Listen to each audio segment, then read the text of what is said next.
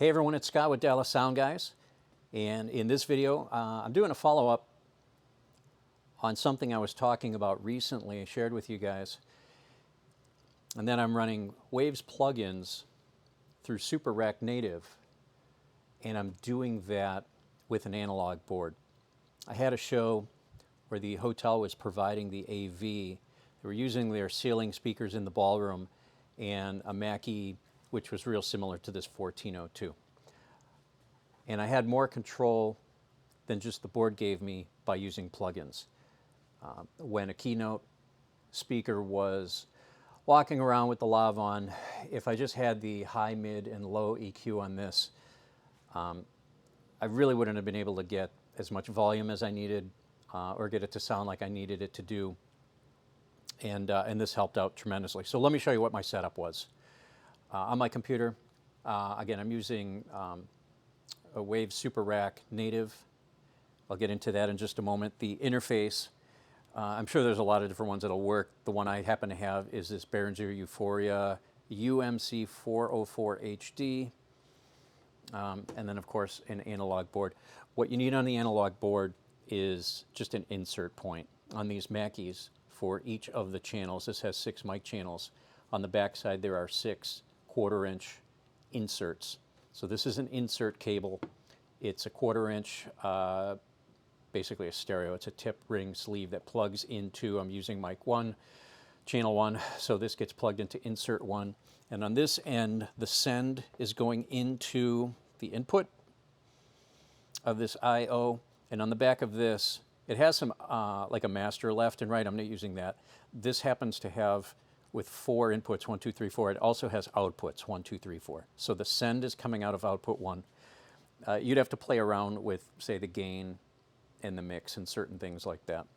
But you can figure that out. This is connected with a USB straight out of the interface into my computer, and actually it powers the device as well. It comes with a power supply, but I don't need it if it's plugged into my laptop because this is powering this. So that works out really well. All right, let's take a look real quick inside SuperRack. Under Device, it sees the UMC 404 HD, and that's under Audio Setup. You can set your sample rate and your buffer size. Also shows CPU-wise what the laptop is required, or what's happening CPU-wise to do all of the processing. Okay.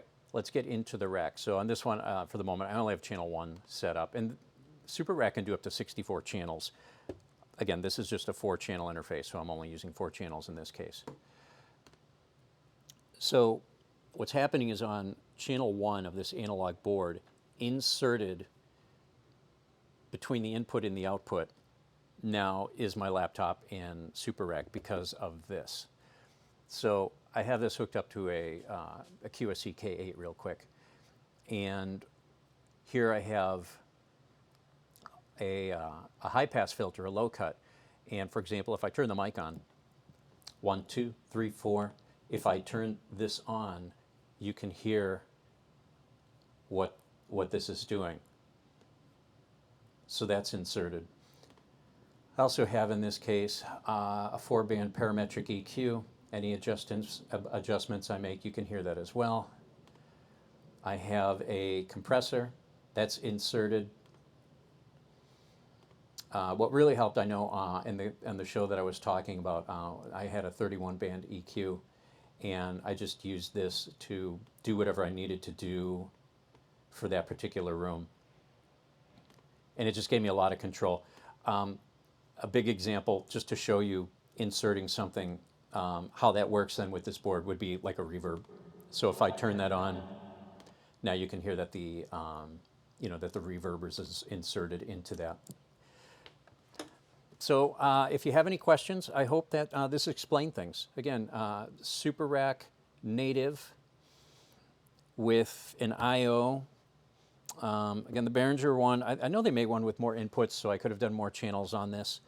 And then basically just a cable that's inserted into the back of this Mackie. I'm sure other analog boards have an insert point as well. Just so you can insert in this. It's sending into this, and it's returning out of this, and then through this, it's connected to the laptop. If you have any questions, let me know. I hope this helps, and it's super handy. I always keep this and necessary cables in my backpack, in like my to-go, set. That you never know, you could run into something, and I could always just plug this in and have all this control on a super basic board. Now, also, if you had a digital board like the X32 or Midas M32, that's just what I'm familiar with, then you don't need the I/O. You can plug your USB straight into the card that you should have on the back of your on your digital board, and you'd have to do things with routing, but you wouldn't have to necessarily then use the processing and the dynamics and the EQs that are built in. If you bought a boutique or some really special EQ or compressor that you just love to use, or maybe there's a reverb or a delay that you really like that is available in a plug-in, this is a way that you can insert this into your signal chain. So hey, thanks for watching this video. Really appreciate you tuning in. If you have any other questions, or if I didn't explain this well enough, hey, just let me know, and I'll share as much as I know. All right, we'll catch you on the next one. Take care. Bye.